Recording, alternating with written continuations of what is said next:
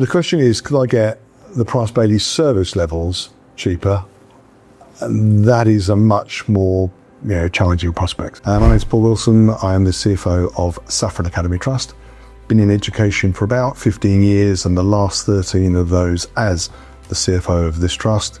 For me, it's a big responsibility. We have 9 schools, 6,000 students, and I firmly believe in our motto, where we think that every child deserves to go to a great school, and that's a real challenge, especially in this funding environment.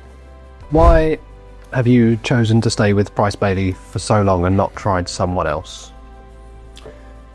Honestly, I really do like the service offering that PB supplies.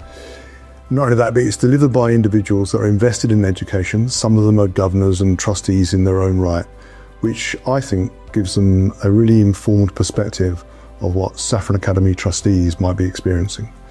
Additionally, I always feel that the audits are rigorous, professional, well balanced. What do you value most about the Price Bailey offering to you? Honestly, the approachability of the staff, the ability to reach out and talk through issues with a knowledgeable and friendly face, and the depth of understanding about our trust, its ethos, and the way we operate. Could you get our services cheaper elsewhere? Maybe I could get cheaper audits, but the real question for me is, could I get the Price Bailey service level a lot cheaper? And I think that might be a challenge. So how do you feel about the reporting process to yourself, CFO, and to the trustees? I like that it is initially discursive with the finance team and myself. I think that's a very useful intro into any issues. Points could be raised and debated and discussed. And the delivery at board level is well explained and at the right level for me, especially for those trustees that might not have a finance background. How does Price Bailey save you time? I'm gonna have to say it's the BFR process. That budget forecast return would probably take me a couple of weeks of hard graft to submit. I know that because Price Bailey do quite a lot of those, I'm confident that India probably manages to complete that in a couple of days, and that saves me a lot of stress, and I can concentrate on I was going to say more important things, but the running of the trust, as opposed to filling in government returns.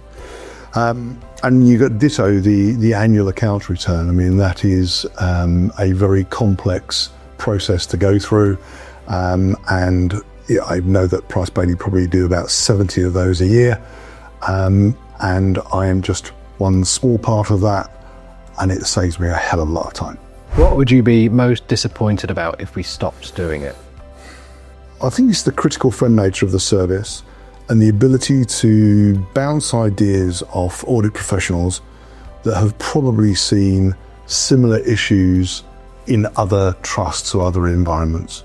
That's the thing I would find the biggest loss. Have any of our other clients helped you do or learn something that wouldn't have happened if it wasn't for your connection with Price Bailey? I'm going to say yes, and I hope that's been a two-way street, because on a number of occasions you've asked me to offer a conversation with some of your other clients, but most recently you're dealing with Lloyds and understanding that they actually do a central clearing facility so that we can essentially put money on overnight deposit, a large amount of money on overnight deposit, and increase our interest receipts, was probably the most valuable thing recently.